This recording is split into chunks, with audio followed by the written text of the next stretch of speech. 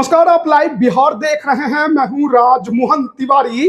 देखिए, प्रधानमंत्री नरेंद्र मोदी के भागलपुर दौरे के बाद अब बिहार में विधानसभा चुनाव को लेकर सियासत काफी ज्यादा एनडीए में गर्म नजर आ रही है। और अभी अभी बड़ी खबर निकलकर सामने ये आ रही है कि बीजेपी के प्रदेश अध्यक्ष दिलीप जायसवाल, जो कि बिहार सरकार में मंत्री भी हैं, उन्होंने अपने मंत्री पद से इस्तीफा दे दिया है।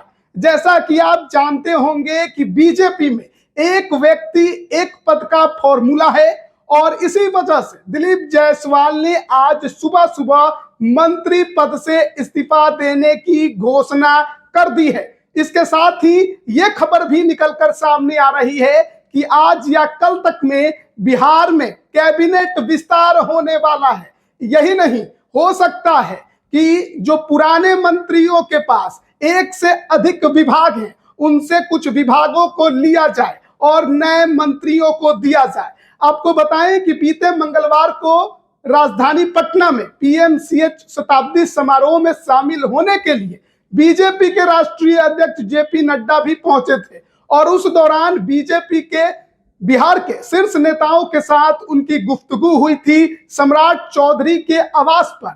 और अब देखिए, सम्राट चौधरी, कहा जा रहा है कि नए मंत्रियों के लिस्ट को लेकर मुख्यमंत्री आवास पहुंच गए हैं। तस्वीरें हम आपको दिखा रहे हैं जब सम्राट चौधरी सीएम आवास पहुंचे हैं। बैठक चल रही है, नीतीश कुमार से नए चेहरों पर बातचीत हो रही है कि ये हमारी लिस्ट है, इसमें जो नाम है उन्हें हम मंत्री बनाना चाहते हैं। अब नीतीश कुमार के मुहर की इंतजार है और बड़ी खबर निकलकर सामने आ रही है कि प्रदेश अध्यक्ष दिलीप जायसवाल ने मंत्री पद से इस्तीफा देने की घोषणा कर दी है और सम्राट चौधरी कैबिनेट विस्तार को लेकर नीतीश कुमार से मुलाकात कर रहे हैं। आपको मालूम होगा, बीते साल ही बिहार में सत्ता का परिवर्तन हुआ था और उस दौरान जो नीतीश कुमार की सरकार बनी थी उसमें 30 मंत्री बनाए गए थे, जिसमें 15 मंत्री बीजेपी कोटे के थे, जिसमें 2 उप मुख्यमंत्री भी शामिल थे।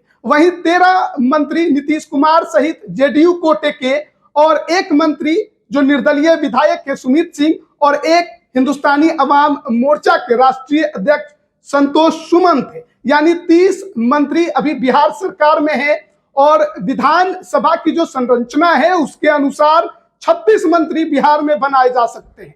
तो ऐसे में कहा जा रहा है कि बीजेपी कोटे से ही 4 या 5 और मंत्री बनाए जा सकते हैं और देखना होगा कि जदयू से क्या कोई नया चेहरा शामिल होता है या नहीं होता है। खबर तो यह भी है कि 1-2 मंत्रियों की छुट्टी भी होगी।